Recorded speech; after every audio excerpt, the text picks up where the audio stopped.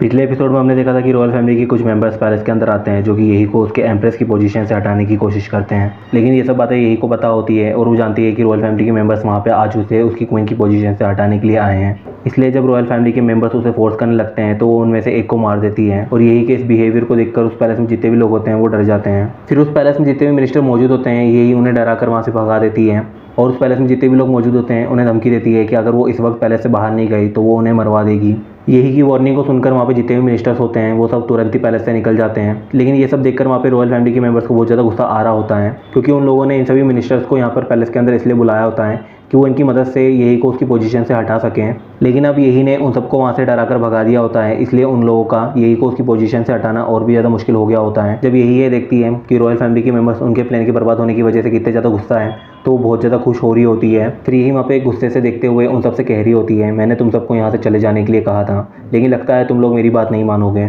फिर यही वहाँ पे जनरल फूतेनियो को ऑर्डर देती है जो भी इस वक्त इस पैलेस के अंदर रुका हुआ है उन सबको मार दो। और ऐसा कहते हुए यही वहाँ पे फूतेनियो को उस पैलेस में मौजूद जितने भी रॉयल फैमिली के मेंबर्स होते हैं उन सबको मारने का ऑर्डर दे देती है। यही की बातों को सुनकर वहाँ पे जनरल फूतेनियो और उसके साथ जितने भी गार्ड्स होते हैं वो उसके ऑर्डर को मानते हुए उसे ओबे कर रहे होते हैं। यही के ऑर्डर को सुनकर वहाँ पे रॉयल फैमिली के जितने भी मेंबर्स बचे होते हैं और उनके साथ जो थोड़े बहुत मिनिस्टर अभी भी वहाँ पे रुके होते हैं वो बहुत ज़्यादा डर जाते हैं। तभी वहाँ पे तियानफेंग ज़ेंजी जोरों से हंसना शुरू कर देता है और यही से कह रहा होता है, छोटी लड़की तुम्हें क्या लगता है तुम इस तरह हमें डरा कर हमें मरवा सकती हो? अगर तुम स्वर्ग से आई कोई इमॉर्टल भी हो तो मुझे नहीं लगता तुम हमारे साथ कुछ भी ऐसा कर सकती हो, इसलिए इसके बारे में सोचना भी मत। और ऐसा कहते हुए तियानफेंग ज़ेंजी यही को डरा रहा होता है। तभी वहाँ पे रॉयल फैमिली के बाकी मेंबर्स भी यही के ऊपर चलाना शुरू कर देते हैं और उससे कह रहे होते हैं, तुम्हारी हिम्मत कैसे हुई अपने गार्ड्स को ये ऑर्डर देने की कि वो हम सबको मार दें? तुम्हें क्या लगता है हम लोग तुम्हें यहाँ पे शांति से समझा रहे हैं तो इसका मतलब ये है कि हम तुमसे कमज़ोर हैं? देखो हम सभी 14 एल्डर्स का कल्टीवेशन डिवाइन फायर रिलम का है, तो तुम्हें ऐसा क्यों लगता है कि तुम हमें इतनी आसानी से मरवा सकती हो? तालोंग डायनेस्टी का प्रिंस तुमसे शादी करना चाहता है इसलिए तुम अभी तक जिंदा हो,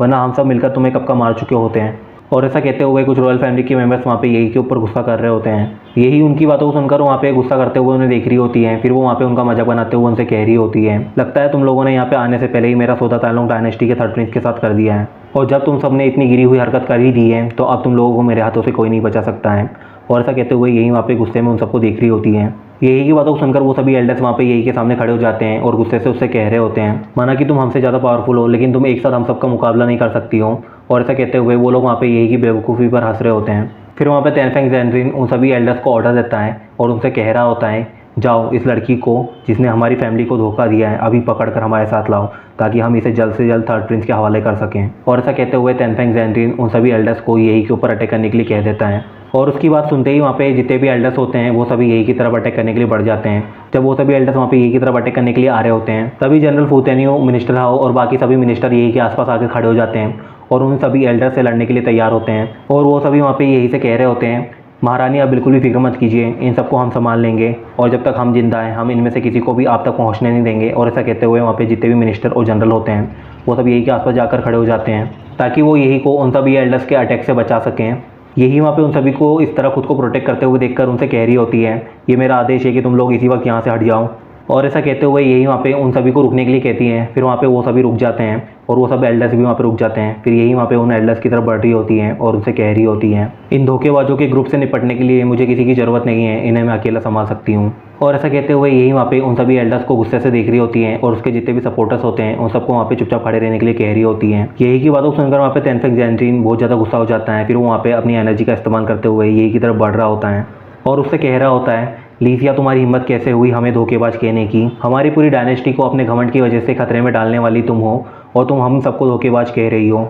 हम सब सिर्फ तुम्हें अभी तक समझा रहे थे कि तुम जो कुछ भी कर रही हो वो गलत है और तुम चुपचाप खुद को 3rd प्रिंस के हवाले कर दो, लेकिन लगता है तुम हमारी बात प्यार से नहीं मानोगी। और ऐसा कहते हुए वो एल्डर वहाँ पे गुस्से में अपनी एनर्जी का इस्तेमाल करते हुए यही की तरफ बढ़ रहा होता है। वहाँ पे रॉयल फैमिली के मेंबर जब तियानफेंग ज़ेंड्रिन की पावर्स को देखते हैं तो वो वहाँ पे उसके नाम के नारा लगाना शुरू कर देते हैं और कह रहे होते हैं, हमें नहीं पता ये किस पावर का इस्तेमाल कर रहा है लेकिन ये बहुत ही ज़्यादा मिस्टीरियस और ख़तरनाक है। तियानफेंग ज़ेंड्रिन जरूरी अब इस बदतमीज़ लड़की को उसकी हरकतों के लिए सजा देंगे। और ऐसा कहते हुए रॉयल फैमिली के मेंबर्स वहाँ पे तियानफेंग ज़ेंड्रिन को यही की तरफ बढ़ते हुए देख रहे होते हैं। जब रॉयल फैमिली के मेंबर्स वहाँ पे ये सब बकवास कर रहे होते हैं तो यही वहाँ पे उन सबको देख रही होती हैं। फिर वो वहाँ पे उन सबका मजाक बनाते हुए उनसे कह रही होती हैं, तियानफेंग ज़ेंड्रिन तुम्हारी ये मिस्टीरियस पावर मुझे कुछ उछल कूद करने से ज़्यादा काम की नहीं लग रही है और इस पावर की वजह से शायद तुम इस उम्र में भी थोड़ा बहुत उछल कूद कर सकते हो, तो क्यों ना तुम एक काम करो, तुम फैंजिन सिटी की सड़कों पर जाओ और अपनी पावर से उनका थोड़ा सा मन बहलाओ। क्योंकि अभी तक मैं तुम्हारी हरकतों को देखकर इतना तो समझ गई हूँ कि तुम्हें तमाशा करना बहुत अच्छे से आता है। इसलिए मुझे लगता है कि मेरी सिटी के लोग तुम्हारा तमाशा देखकर बहुत ज़्यादा खुश होंगे। और ऐसा कहते हुए यही वहाँ पे तेनफेंग जेनरिन की पावर को देखकर उसका मजाक बना रही होती है। यही की बातों को सुनकर वहाँ पे तेनफेंग जेनरिन बहुत ही ज़्यादा गुस्सा हो जाता है। फिर वो वहाँ पे तुरंत ही यही की तरफ अटैक करने के लिए बढ़ जाता है और उससे कह रहा होता है,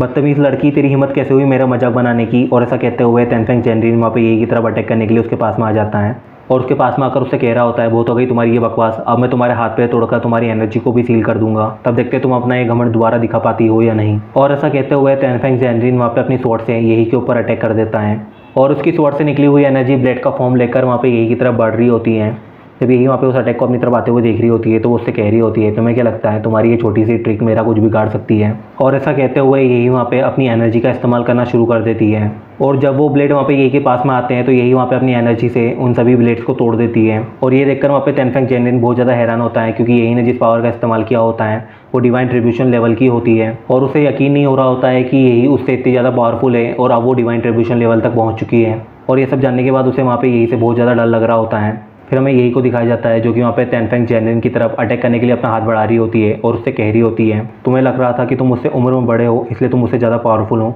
लेकिन ऐसा नहीं है। शायद तुम्हें पता नहीं है, हर नई जनरेशन उनकी पिछली जनरेशन से थोड़ी एडवांस और ज़्यादा बेहतर होती है और मैं तुम सबसे कहीं ज़्यादा बेहतर हूँ, तो तुम्हें अपनी नई जनरेशन से मार खाते हुए कैसा लग रहा है। और ऐसा कहते हुए यही वहाँ पे अपनी एनर्जी का इस्तेमाल करते हुए वहाँ पे अपने ओरा ड्रैगन को समन कर लेती है। जब तेनफेंग जेनरिन वहाँ पे यही की पावर्स को देखता है तो वो बहुत ज़्यादा डर जाता है और उससे कह रहा होता है, देखो देखो मैं भी अभी भी तुम्हारी फैमिली का हिस्सा हूँ, तुम मुझे मत मारो। और ऐसा कहते हुए तेनफेंग जेनरिन वहाँ पे यही की पावर से बहुत ज़्यादा डरा हुआ होता है और उससे भीख मांगते हुए खुद को छोड़ देने के लिए कह रहा होता है। लेकिन यही वहाँ पे उसकी बातों को सुनकर उससे कह रही होती है, अपनी ये बेकार की कोशिश बंद करो। और ऐसा कहते हुए यही वहाँ पे उसके ऊपर अटैक कर देती है और यही के अटैक करते ही वहाँ पे यही का ओरा ड्रैगन वहाँ पे तेनफेंग जेनरिन की बॉडी से जाकर टकरा जाता है और यही के उस पावरफुल अटैक के लगने के बाद वो वहाँ पे ज़ोर से चिल्ला रहा होता है और वो वहीं पे मर जाता है और यही का ओरा ड्रैगन उसकी बॉडी को पैलेस से बाहर फेंक देता है। तेनफेंग जेनरिन की इस हालत को देखकर वहाँ पे रॉयल फैमिली के जितने भी मेंबर्स होते हैं वो बहुत ज़्यादा हैरान होते हैं। अभी पैलेस के अंदर जो कुछ भी हुआ होता है उसको देखकर सिर्फ रॉयल फैमिली के मेंबर्स ही हैरान नहीं होते हैं, बल्कि यही के सपोर्टर्स भी बहुत ज़्यादा हैरान होते हैं, क्योंकि उन्हें भी यही की पावर्स के बारे में बिल्कुल नहीं पता था।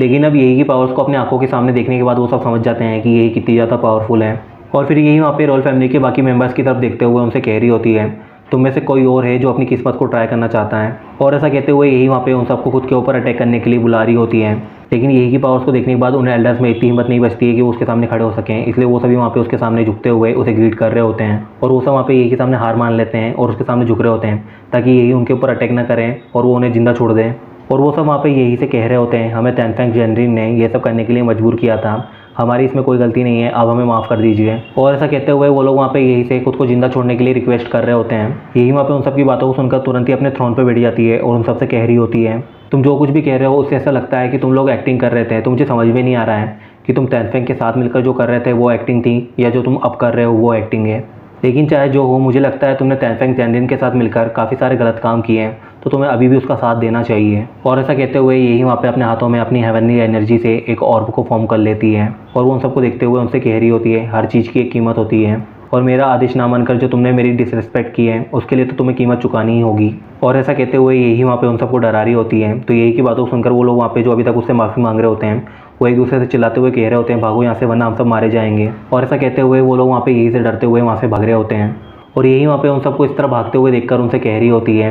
मैं हेवनली एम्प्रेस हूँ और मैंने जो भी कहा है उसे मैं दोबारा वापस नहीं ले सकती, और अगर मैंने कहा है कि तुम लोगों को मरना होगा तो तुम्हें मरना ही पड़ेगा। और ऐसा कहते हुए यही वहाँ पे बहुत सारे ओरा ड्रैगन को समन कर लेती है और उनसे उन एल्डर्स के ऊपर अटैक कर देती है और वो सभी एनर्जी से बने हुए ड्रैगन्स वहाँ पे उन सभी एल्डर्स को एक एक करके मार रहे होते हैं, जिसकी वजह से पूरे पैलेस में चीखने चिल्लाने की आवाज़ आ रही होती है, लेकिन धीरे धीरे करके वो भी शांत हो जाती है। फिर हमें कुछ टाइम बाद का सीन दिखाते हैं तो हमें मिनिस्टर हाउ और जनरल फूतेने को दिखाते हैं जो कि वहाँ पे हैरानी से उन सभी एल्डर्स की लाशों को देख रहे होते हैं, जिनकी cultivation power divine fire realm की होती है, लेकिन अब वो सब वहाँ पे लाश बनकर पड़े होते हैं। और ये सब देखने के बाद वो सब वहाँ पे समझ जाते हैं कि ये कितनी ज़्यादा पावरफुल है, इसलिए वो वहाँ पे उसके सामने झुकते हुए उसे ग्रीट कर रहे होते हैं।